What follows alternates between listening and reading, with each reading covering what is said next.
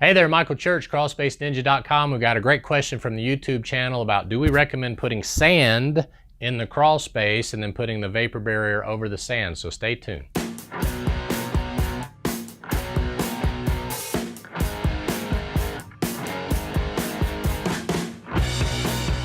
Okay, now just so you know, I'm not a sand expert, all right? All I know is that when I go to the beach and I put my toes in the sand, underneath where my toes go, the sand is cooler, and on top of the sand, it's really hot from the sun beating down on it. But I will tell you about an experience we had a couple of years ago with a crawl space here locally where the builder, brand new house, built the house, they put sand down, and then they put a builder grade vapor barrier on top. And what was happening was there was pools, like big pools of water all over the top of the plastic in the crawl space, and the homeowner was freaking out because she didn't know where all this water was coming from, and it was so bad it looked like a plumbing leak. So he had plumbers out there, he had all these people out there that couldn't figure it out. Finally they called us, we went out there and took a look, and what was going on was they didn't have a dehumidifier or anything in the crawl space, so it was a vented crawl space, so hot, humid air was coming in and hitting the vapor barrier. When you peeled the plastic back and you touched the sand was actually cold.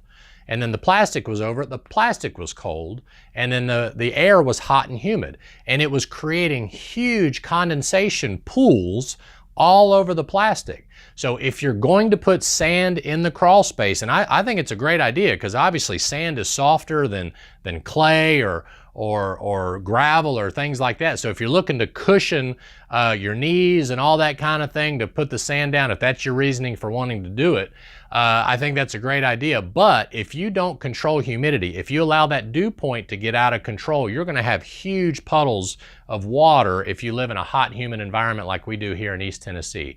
So hopefully that helps. I'm not saying don't do it. I'm just saying if you put sand in the crawl space, make sure you're controlling the dew point and the humidity so that you don't have an out of control issue. And if any of you have put sand in your crawl space, whether you put a vapor barrier on or not, we'd like to hear some comments from you down below, and let us know how it worked out with you, because we only know about our climate. We don't know how it works in Washington State or Florida or out in California, especially Southern California where the humidity is kind of low. So let us know about those things, and we'd love to see your posts down below. My name is Michael Church with crawlspaceninja.com, and we really appreciate all the questions. Sorry we can't get to all of them, but we really thank you for all the questions, and we'll get to them as soon as we can. Thanks for watching. See you later.